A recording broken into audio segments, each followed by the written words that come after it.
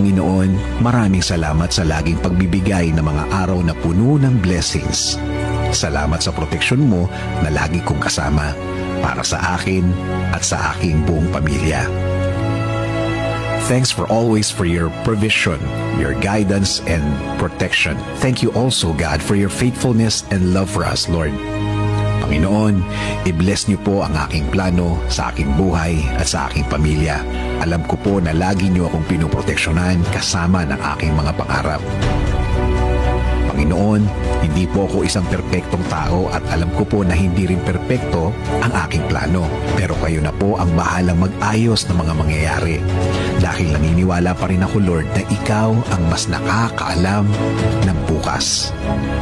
Alam ko po, Lord, na marami pa akong dadaanan para matupad ang aking plano sa aking buhay. Pero alam ko po na bibigyan niyo po ako at ang aking plano sa buhay ng